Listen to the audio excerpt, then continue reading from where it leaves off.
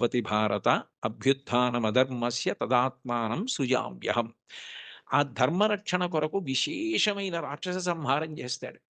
కృష్ణ భగవానుడు కూడా కన్నులు తెరవని కడుచిన్ని పాపడై దానవి చనుబాలు త్రావి చంపే మూడవ నెల నాడు ముద్దుల కుర్రడై కోపించి శకటంబు కూలత్రోసే ఏడాది కుర్రడై ఎగసి తృణావర్తు మెడపట్టుకొని చీరి బకునిచి చంపే అంటారు. అసలు కన్నులు తెరవడం మొదలు పెట్టనప్పటి నుంచి రాక్షస సంహారం చేశాడు కృష్ణుడు. రాముడు సరే సరి బండన భీముడాత్మజన బాంధవుడుజ్వల బాణతోణ కోదండ కళాప్రచండ భుజతాండవ కీర్తికి రామమూర్తికిన్ రెండవ సాటి దైవమికలీడనుచున్ గడకట్టి భీరికాడాండ డడాండ డాండ నిడదంబుల జండము నిండ మత్త వేదండము నెక్కి చాటెదను దాశరథి కరుణాపయోనిధి అంటారు గోపరాజు గారు. 14,000 మంది రాక్షసుల్ని ఖరదూషణాదుల్ని రాముడొక్కడే చంపాడు. మిగిలిన అవతారాలకి రామావతారానికి తేడా ఎక్కడంటే, సర్వసాధారణంగా ఎంత అందగాడైనా, ఎంత పుంసాం మోహన రూపాయ పుణ్య శ్లోకాయ మంగళం అయినా యుద్ధం చేసేటప్పుడు కాస్త కోపంగా ఉండి కళ్ళు ఎర్రపడతాయి. కానీ యుద్ధం చేస్తున్నప్పుడు రాముడు చాలా అందంగా ఉంటాడట. ఎప్పుడు బాణం తీస్తాడో, ఎప్పుడు సంధిస్తాడో, ఎప్పుడు విడిచిపెడతాడో తెలీదు. అందుకే మీరు రామాయణం జాగ్రత్తగా చదివితే అసలు ఎటువంటి రాముడిని చూసి శూర్పణఖ మోహించిందంటే, యుద్ధం చేస్తున్న రాముడిని చూసి మోహించింది. అబ్బా! ఎంత అందంగా యుద్ధం చేస్తున్నాడని. అంతటి అందగాడు రాముడు. అంతమందిని చంపినవాడు. కానీ శ్రీ వెంకటేశ్వరుడు రాక్షస సంహారం జోలికి వెళ్ళలేదు. నందక ఖడ్గం ఆయన దగ్గర ఉన్నా, ఆయన క్షమాగుణంతో ప్రవర్తిస్తాడు. ఎన్ని తప్పులు చేసిన వారైనా ఆయన దగ్గర కైమోడ్చి నిలబెడితే క్షమించడమే ప్రధాన లక్షణంగా ఉండి, పాపములకు ప్రాతినిధ్యంగా కేశఖండనం, కేశములను తీసి క్షమించి పంపిస్తాడు. అందుకే సృగ్భూషాంబరహీతీనాం సుషమావహమూర్తయే సర్వార్తిశమనాయాస్తు వెంకటేశాయ మంగళం దయామృత తరంగిణ్యాస్తరంగైరివ శీతలై అపాంగైః సించతే విశ్వం వెంకటేశాయ మంగళం అంటారు. అంతటి దయామూర్తి. అటువంటి అవతారం పూర్వం రాలేదు. ఎన్ని పాపములున్నా సంహరించడం అన్నది చెయ్యడు. ఆ పాపరూపమైనట్టి ధనము కొండపైకి రప్పించి నిస్పృహుండనగుచు అంటాడు. తరిగొండ వెంగమాంబ గారు మహాతల్లి వెంకటాచల మాహాత్మ్యము అని కావ్యం చేసింది. అందులో పాపాన్ని ద్రవ్యం మీదకి ఆవాహన చేసి తెప్పించి హుండీలో వేయించి క్షమాభిక్ష పెట్టి ఆ ద్రవ్యాన్ని నిస్పృహుడై సామాజిక కార్యక్రమాలకి ఇచ్చేస్తుంటాడు. అటువంటి వెంకటేశ్వరుడున్నాడే, ఆయన ఈ అవతారంలో వరములను కుప్పించడమే ప్రధాన లక్ష్యంగా కలిగినవాడు. నాకున్న పెద్ద భయం ఏమిటంటే, నాకు ఇటువంటివి చెప్పేటప్పుడు ఏ పల్లవి దగ్గరో గంటయిపోతుంది. అందుకని నాకు చాలా భయం. ఒరేయ్! ఇంకా వెనక 3 కీర్తనలున్నాయి. ఒళ్ళు దగ్గర పెట్టుకో. తగ్గించు, తగ్గించు, తగ్గించు అని నాకు నేను పరాకు చెప్పుకొని మాట్లాడుతూ ఉంటాను. కాబట్టి కొండలలో నెలకొన్న కోనేటి రాయడువాడు కొండలంత వరములు గుప్పెడువాడు. అయితే ఈ మాట అన్నప్పుడు అన్నమాచార్యుల వారు ఆయన యొక్క అనుగ్రహ వైభవాన్ని 3 రకాలుగా ప్రతిపాదన చేశారు.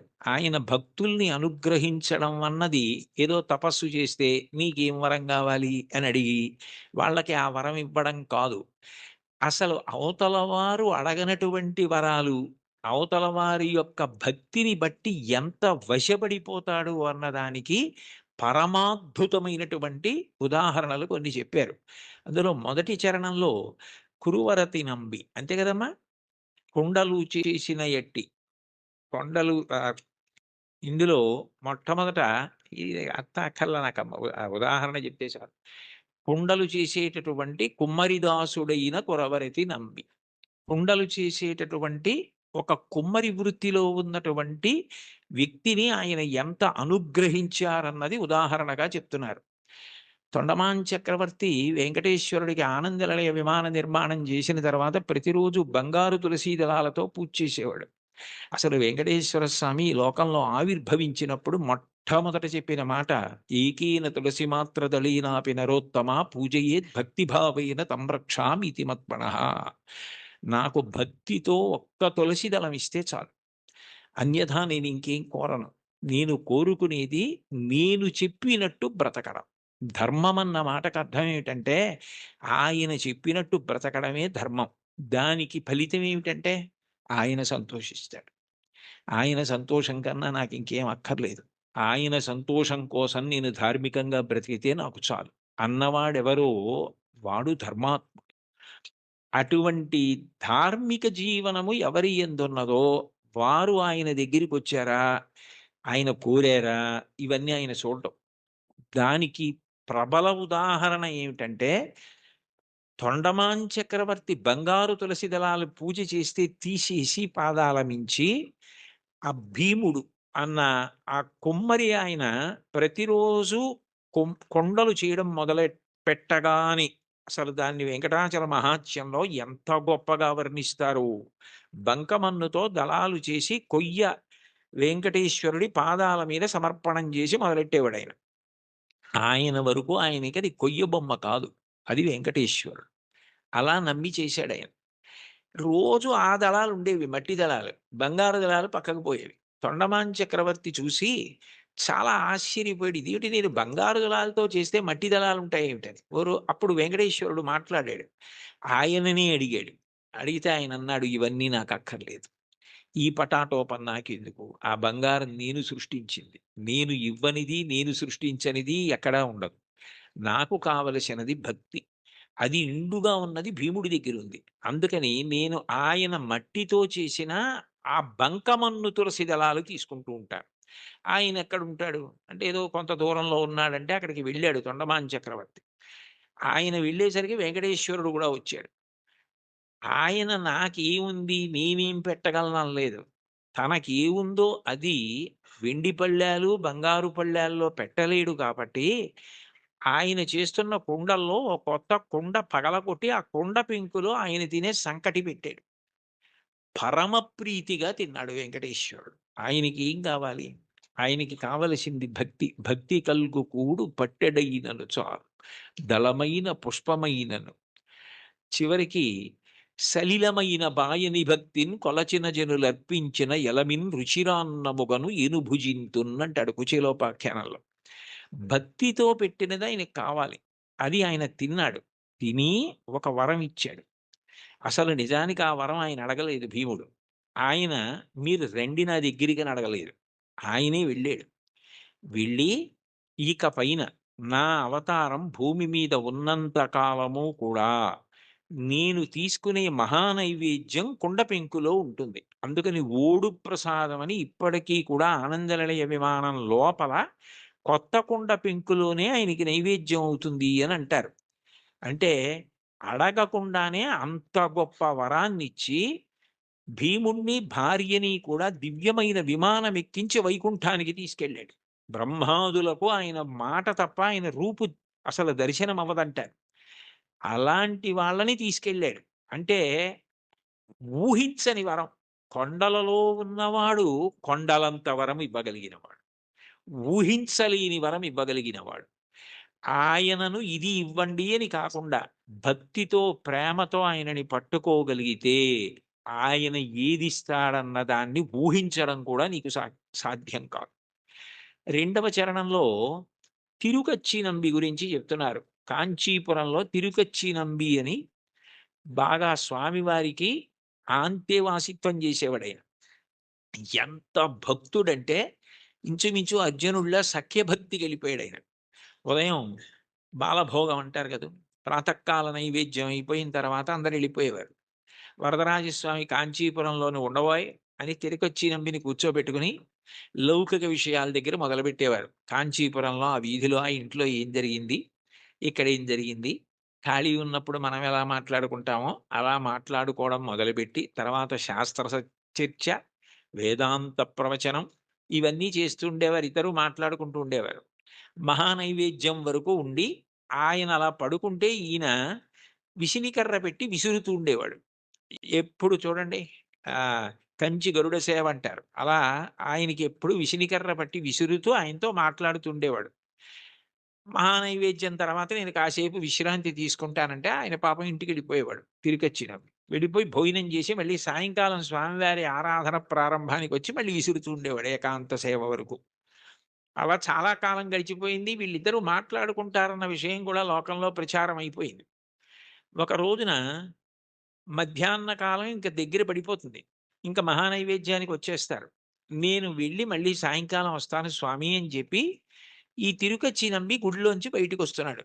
బ్రహ్మాండమైన వర్షం. ఎలా వెళ్ళాలి? వెళ్ళడం ఆలస్యం అయితే రావడం ఆలస్యం అవుతుంది. రావడం ఆలస్యం అయితే స్వామివారికి విసినిగర్ర పెట్టి విసరద్దు. ఎట్లా? సేవ ఆలస్యం అయిపోతుంది. ఇంత వర్షం పడుతోంది. ఎలా వెళ్ళడం అని ఆలోచిస్తున్నాడు. ఎవరో ఒక వృద్ధ వైష్ణవుడు ఒకాయనొచ్చి, "స్వామివారు పంపించారు. మీరు గబగబా ఇంటికెళ్ళాలట గదా! నేను గొడుగు పడతాను రండని" జెప్పి గొడుగు పట్టాడు. ఆ గొడుగులో తిరుకొచ్చినంబి ఇంటికెళ్ళాడు. "మీరు భోజనం చేసి రండి. నేనిక్కడే ఉంటాను. సాయంకాలం వాన తగ్గకపోతే మళ్ళీ గొడుగులో తీసుకెళ్తానన్నాడు." అని సాయంకాలం మళ్ళీ గొడుగులో ఆయన్ని తీసుకొస్తున్నాడు. తిరుకొచ్చినంబిని కొంచెం ఆలస్యమైంది వర్షం వల్ల. ఈలోగా సాయంకాలం సేవ కోసం అర్చకులు వరదరాజస్వామి గుడి తీసి తలుపులు తీశారు. తలుపులు తీస్తే లోపల స్వామివారు లేరు. వాళ్ళు కంగారు పడిపోయి తిరుకొచ్చినంబితో మాట్లాడుతూ ఉంటాడు గదా! ఏం దోషం జరిగిందో చూద్దాం ఆయనకి తెలుస్తుందని ఆయన కోసం వెతికారు. ఆయన లేరు. ఆయన కొంచెం ఆలస్యంగా వచ్చారు. "నీకేమైనా తెలుసా నంబి స్వామివారు ఏమైపోయారు కనపడటం లేదు. ఏమైనా అపరాధం జరిగిందా? ఎవరినన్నా భక్తులను అనుగ్రహిస్తున్నారా?" అని కంగారు పడిపోతున్నారు. అదేమిటి నాకు తెలీదు ఎక్కడికెళ్ళిపోయారని జెప్పి ఆయన స్వతంత్రంగా ఇంట్లోకి వెళ్లి వస్తువుల్ని వెతికే యజమాని ఎలా ఉంటాడో అలా వెళ్ళి, అదేంటి స్వామివారు లేకపోవడం ఏమిటని చూస్తే ఆయన అలాగే పడుకునున్నారు. అయ్యో! ఇక్కడే ఉన్నారు వరదరాజ స్వామివారు మీరు వెతుకుతున్నారేమిటన్నారు. వచ్చి చూసేటప్పటికి ఆయన ఒంటి మీద వర్షపు నీటి చుక్కలున్నాయి. అంటే తాను తడిసి తిరుకచ్చినంబికి గొడుగు బట్టి తీసుకొచ్చారు. ఆ తిరుకచ్చినంబి ఇంట్లో భోజనం చేసినంత సేపు వరదరాజస్వామి వారు బయట నించున్నారు. బయట నించొని, గొడుగు పట్టుకొని నించొని, ఆయనొచ్చిన తర్వాత ఆయన్ని తీసుకొనొచ్చారు. అంటే, ఒక భక్తుడి కోసం భగవంతుడు ఎంత కిందకొస్తాడు అవన్నీ అడిగారా? తిరికొచ్చినంబి. అడగలేదు. అడగకపోయినా అంత కిందకొచ్చి, తర్వాత భాగవతులతో కలిసి ఎలా ఉండాలో చెప్పి చిట్ట చివరికి మోక్షం ఇచ్చారు. ఆ తిరుకచ్చినంబిని అనుగ్రహించినటువంటి వరదరాజు వెంకటేశ్వరుడి కన్నా భిన్నుడు కాడు. ఒకటే. అదే అనేక కీర్తనల్లో ప్రతిపాదిస్తారు. ఆ రాముడే వెంకటేశ్వరుడు అని. అటువంటి తిరుకచ్చినంబిని ఊహకందని రీతిలో అనుగ్రహించావే. ఎవరైనా వరం అడిగితే ఏం అడుగుతాడు? ఏదో జ్ఞానం ఇమ్మంటాడు, లేపోతే భక్తి ఇమ్మంటాడు, డబ్బిమ్మంటాడు, ఏదో వృద్ధిని అడుగుతాడు. వాళ్ళసలు ఏమీ అడగలేదు. వాళ్ళ ఊహకి కూడా అందనివి నువ్వు చేసి పెట్టావు వాళ్ళకి. చరిత్రలో వాళ్ళు నిలబడిపోవడానికి కారణం నీ అనుగ్రహమా? వాళ్ళు అడగడమా? అంటే నీ అనుగ్రహం. అంత అనుగ్రహం దేనికి చేశావు? విసినికర్ర పెట్టి విసిరితే చేశాడు అనగలరా మీరు? కాదు. ఆ ప్రేమ. అంత ప్రేమ. ఆ ప్రేమ చివరికి ఏమైపోయిందంటే లౌకిక సంభాషణ నుంచి శాస్త్ర చర్చ వరకు వెళ్ళి తిరుకొచ్చినంబింటికి గొడుగులో తీసుకెళ్ళి గొడుగట్టు వీధిలో నించుని మళ్ళీ తీసుకొచ్చి వర్షం తాను మీద పడేటట్టు చేసుకున్నంతగా లొంగిపోయి దిగొచ్చి అనుగ్రహించినటువంటి ఓ స్వామి నీ దయకి హద్దెక్కడుంది? అంటే మనని ఉద్దేశించి, తనని తాను ఉద్దేశించుకొని అంటున్నట్టుగా ఇంకింతకన్నా ఏం కావాలి? హరినామ సౌఖ్యామృతము. అన్నిటికన్నా తేలిక మార్గం ఏమిటంటే భగవంతుని యొక్క నామాన్ని పలకడం. నామము ఏం చేస్తుంది అంటే నామిని తీసుకొస్తుంది. ఇప్పుడు నేను ఇక్కడ కూర్చొని అకస్మాత్తుగా మాట్లాడుతూ శోభారాజు గారు అన్నాననుకోండి ఆవిడ నా వంక తిరుగుతారు. ఎందుకని? నామము నామిని ప్రతిస్పందించేటట్టు చేస్తుంది. భగవంతుని నామము ఒకటే ఉండాలి గదా! ఇప్పుడు నాకు కోటేశ్వరరావు అని ఓ పేరు. అంతే కానీ నాకు సహస్రనామాలు ఉండవు గదా! మరి ఈశ్వరుడికి ఎందుకు అన్ని నామాలు? అంటే నామములు బాలసారి చేసి పెట్టిన పేర్లు కావు. నామములు గౌణములు. నిర్గుణుడైన భగవంతుడు ఒక్కొక్క గుణాన్ని ఆవిష్కరించినప్పుడు ఒక్కొక్క నామము కింద మారుతుంది. ఉదాహరణకి స్థాణుహు అన్నాననుకోండి. స్థాణుహు అంటే సాధారణంగా మనం ఏమంటాం కదలకుండా ఎవరైనా నించున్నారనుకోండి. "నువ్వేమైనా స్థాణువా కదలవి" అంటాం. భగవంతుడికి స్థాణువు అని పేరెందుకొచ్చిందంటే ఇంక ఆయన అంతటా వ్యాప్తి చెంది ఉన్నాడు. ఇక ఆయన కదలడానికి చోటేది? అందుకని స్థాణుహు. ఒక్కొక్క గుణము వలన ఒక్కొక్క నామం వస్తుంది. మీరు ఏదో ఒక్క నామాన్ని ప్రీతితో పట్టుకున్నారనుకోండి. ఆ నామం పలకడం అలవాటయిపోయిందనుకోండి. కష్టం రానివ్వండి, సుఖం రానివ్వండి, ఏమవనివ్వండి, ఆ నామం పలకడం అలవాటైతే, కలియుగంలో దానికి ఒక సౌలభ్యం ఉంది. కలియుగంలో అన్నిటికన్నా తేలికేమిటంటే భగవన్నామం పలకడం. భగవన్నామం పలకడానికి ఎవరు బాగా అలవాటు పడిపోతారో వాళ్ళు ఆ నామిని దగ్గరికి తెచ్చుకోగలుగుతారు. ఆయనే వాళ్ళకి సమీపానికి వస్తాడు. వచ్చి వాళ్ళు తరించడానికి కారణం ఆయనే అందుకే కలవు నామ సంకీర్తన. కలియుగంలో భగవంతుని నామం పట్టుకోవడం కన్నా తేలిక మార్గము వేరొకటి లేదు. నాకు మంత్రం రాదు, తంత్రం రాదు, యజ్ఞం రాదు, యాగం రాదు, రాని వాటి గురించి విచారించకు. ఏదో ఒక నామం పలకగలవు కదా, శివ అనగలవు, రామ అనగలవు, ఆ నామం పట్టుకో చాలు. అది ఒక్కటి పట్టుకుంటే అది రెండు ప్రయోజనములు చేస్తుంది. ఒకటి, నువ్వు చేసిన పాపములు ఏవి నిన్ను ఈశ్వరుణ్ణి చేరకుండా ప్రతిబంధకంగా నిలబడతాయనుకుంటున్నావో వాటిని తీసేస్తుంది. 2, ఎవరిని నువ్వు చేరాలనుకుంటున్నావో వాణ్ణి నువ్వు ప్రయత్నపూర్వకంగా చేరడం కాదు, వాడొచ్చి నీ దగ్గర నిలబడి వాడు నిన్ను పొందేటట్టు చేస్తుంది. ఎంత తేలికైంది! అందుకే నామస్మరణ ధన్యోపాయం నహి పశ్యామో భవతరణే. కలియుగంలో ఇంకా నామస్మరణ కన్నా భవతరణానికి, సంసార సముద్రమును దాటడానికి మార్గము లేదు. భాగవతంలో అంటారు, నామము ఎంత తేలిక అంటే బిడ్డ పేరు పెట్టి పిలిచిననైన విశ్రామ కేళినైన మిగుల గేలినైన పద్య గద్య గీత భావార్థములనైన కమలనయను తలుప కలుషహరము. మీరు బిడ్డకి పేరు పెట్టుకుని ఏ చక్రి అని పేరు పెట్టుకున్నారు, శౌరి అని పేరు పెట్టుకున్నారు. శౌరి శౌరి శౌరి శౌరి అని పేరు అదే పనిగా బిడ్డ పేరు పెట్టి పిలిచినా అది భగవంతుణ్ణి పిలిచినట్టే ఆయన లెక్కలోకి తీసుకుంటాడు. అందుకే కదా అజామీళుడు మోక్షాన్ని పొందాడు.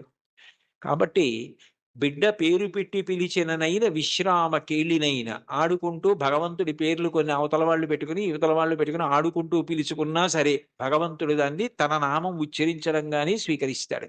విశ్రామ కేళినైన పద్య గద్య గీత భావార్థములనైన, ఓ పద్యం ద్వారానో గీతం ద్వారానో అర్థం ద్వారానో మీరు హరినామం, భగవన్నామం, శివనామం, ఏదో భగవన్నామాన్ని పట్టుకున్నారనుకోండి, ఆ నామము చాలు తరింపజేసేస్తుంది. అది మిమ్మల్ని గట్టెక్కించేస్తుంది. అందుకే అంతకన్నా గొప్పది లేదు, అంతకన్నా మీకున్న ప్రతిబంధకాల్ని తీసేసేది లేదు.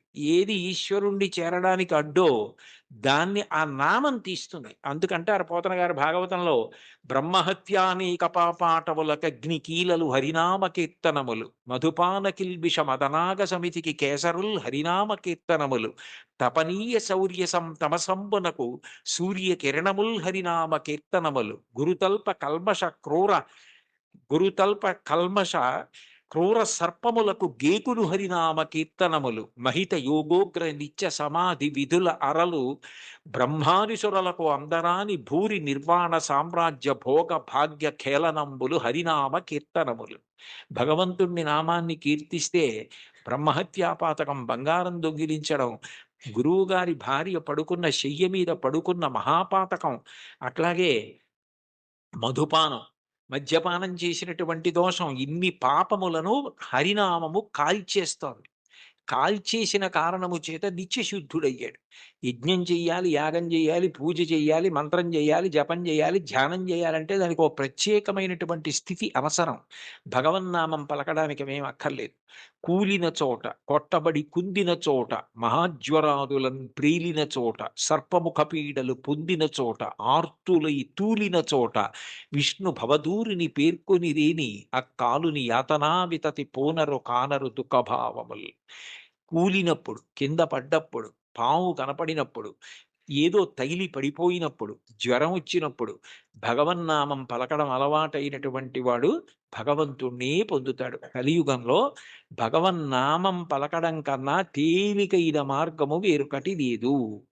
నీకు హరినామ సంకీర్తనం కన్నా, ఆయన నామం పలకడం కన్నా ముక్తి పొందడానికి కానీ, ఇహమునందు సమస్త సౌఖ్యములను పొందడానికి కానీ వేరొక తేలికైన మార్గం ఉండదు. చూడండి, ఏదైనా ఇచ్చి చాలదా, ఇది సరిపోదా నీకు అంటారు. అంటే ఇంకింతకన్నా ఏం కావాలి? చాలదా? హరినామ సౌఖ్యామృతము. హరినామము అన్న సౌఖ్యామృతం అది. ఆ అమృతం, ఆ నామం పలికిన వాడు ఎవరున్నాడో ఇక వాడు సమస్తమును దాటిపోతాడు. అందుకే బ్రతికియున్నన్నాళ్ళు నీ భజన తప్పను కాని మరణకాలమునందు మరతునేమో, ఆ వేళ యమదూతల ఆగ్రహంబున వచ్చి ప్రాణముల్ పెకలించి పట్టునప్పుడు కప వాత పైత్యముల్ కప్పగా శ్రమచేత కంపముద్భవమంది కష్టపడుచు నారాయణాయంచుని నా జిహ్వతో నిన్ను పిలుతునో శ్రమచేత పిలువలేను నాటికిపుడు నీ నామస్మరణ చేతు చివునిడవయ్య భూషణ వికాస శ్రీధర్మపుర నివాస దుష్ట సంహార నరసింహ దురిత దూర అంటారు. నామం పలికితే భగవంతుడు అంత ప్రీతి పొందుతాడు. కలియుగంలో నామం చెప్పడం ఇల్లు తుడుచుకోవడం లాంటిది. దుమ్ము పడ్డా పడకపోయినా 2 పూట్ల ఇల్లు ఎలా తుడుచుకుంటారో అట్లా రోజు కాసేపు భగవన్నామం చెప్పడం అలవాటైతే వాడు తరించడానికి అది మార్గమవుతుంది. అందుకే కంచి కామకోటి పీఠాధిపత్యం వహించిన మహాపురుషులు, అపర శివావతారులు నడిచే దేవుడని పేర్గాంచిన 68వ పీఠాధిపతులు శ్రీ శ్రీ శ్రీ చంద్రశేఖరేంద్ర సరస్వతి మహాస్వామి వారు పెద్ద పెద్ద సభలలో వేల జనం మేము డబ్బిస్తాం, పళ్ళిస్తాం, బట్టలిస్తాం అంటే అవేమీ వద్దు. ఈ పేద సన్యాసి మీ నుంచి కోరుకున్నది మీరు ఇవ్వగలిగినది అడుగుతాడు. అందరూ ఇవ్వగలరు, ఇస్తారా అని అడిగేవారు. ఒక రోజులో 2 నిమిషాల సమయం నాకిచ్చేయండి. ఆ సమయం మీది కాదు కాబట్టి ఆ 2 నిమిషాలు భగవన్నామం చెప్పండి చాలనేవారు. అంటే భగవన్నామం అంత గొప్పది. భగవన్నామం క్రమంగా జ్ఞానం వైపుకి తీసుకెడుతుంది.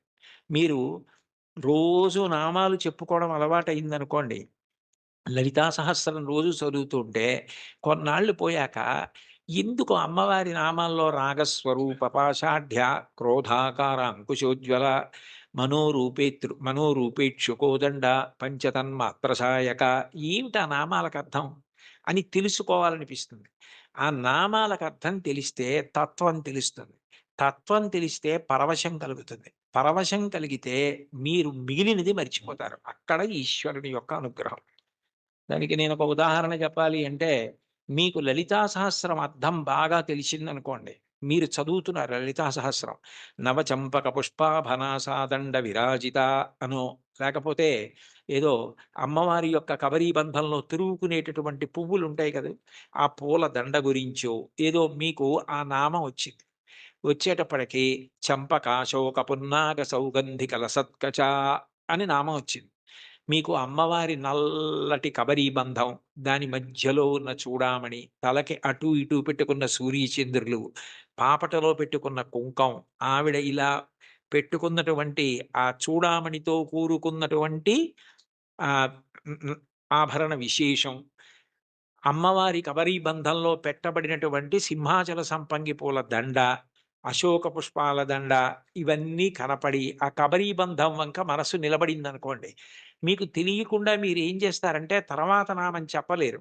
చంపకాశోక పున్నాగ సౌగంధిక లసత్కచ చంపకాశోక పున్నాగ సౌగంధిక లసత్కచ చంపకాశోక పున్నాగ సౌగంధిక లసత్కచ అంటుంటారు. అంటే మీ మనసంతా కూడా అమ్మవారి కబరీ బంధమునందు లయమైపోయింది. ఆ కొప్పు ముడిని చూస్తూ అప్పుడు భార్య ఎవరో అటువైపొచ్చి, "ఏమిటి ఈయన ఇవాళ లలితా సహస్రం ఇదే నామం చెప్తున్నారు. మరిచిపోయారా ఏమిటా?" అని కురివిందమణి శ్రేణి కనత్కోటి హిరమండిత అందనుకోండి.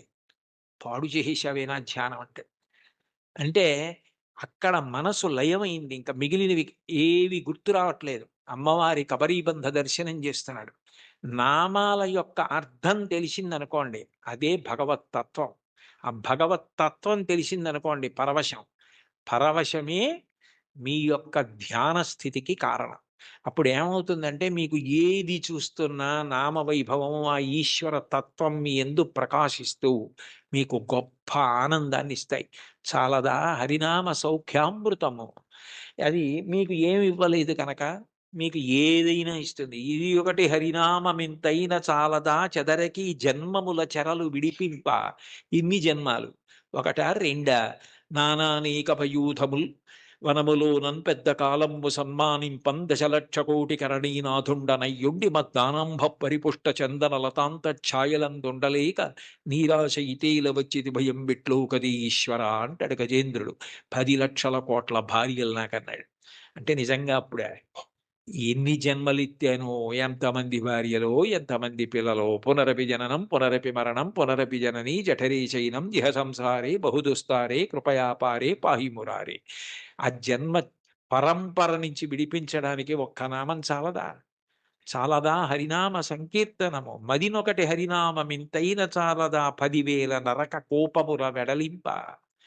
10,000 నరక కోపముల యందు పడవలసిన పాపాలు తీసేయడానికి ఒక్క నామ సంకీర్తనం చాలు. ఎంత పెద్ద దూది పర్వతమైనా కాలిపోవడానికి ఒక్క నిప్పు రవ్వ చాలు. ఒక్క నామం చాలు, ఎంత సంచితమైన దగ్ధమైపోతోంది. కలదొకటి హరినామ కనకాద్రి చాలదారి బంగారు కొండ.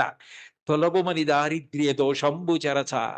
లేదన్న బాధ పాపము వలన వస్తే ఆ పాపమును తొలగించడానికి ఆ నామం చాలు. తెలివొకటి హరినామ దీపమది చాలదా కలుషంపు కఠిన చీకటి పారద్రోల.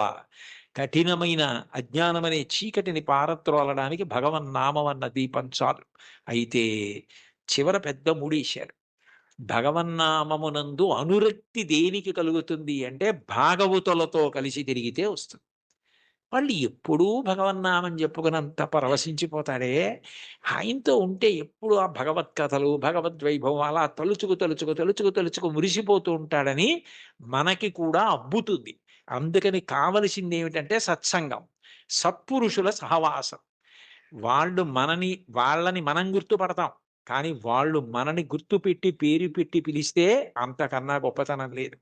అంటే సత్పురుష సహవాసం అంత గొప్ప సుమా. కాబట్టి సొగసి ఈ విభుని దాసుల కరుణ చాలదా. సత్పురుష సహవాసము చేత నామమునందు తాదాత్మ్యత కలుగుతుంది. ఇది నాకు కావాలి. ఆ నామమును పట్టుకోండి చాలు. అంటే చాలా తేలిక మార్గాన్ని ఇందులో ఉపదేశం చేసి, అబ్బాయి చాలా చిన్నది ఇచ్చాననుకుంటున్నావా? ఇది చాలదా? ఇంకింతకన్నా ఏమిటోయ్? ఇంకింతకన్నా ఏం లేదు. ఎంత మాట్లాడారో! ఎంత అనునయంగా మాట్లాడారో! చాలదా?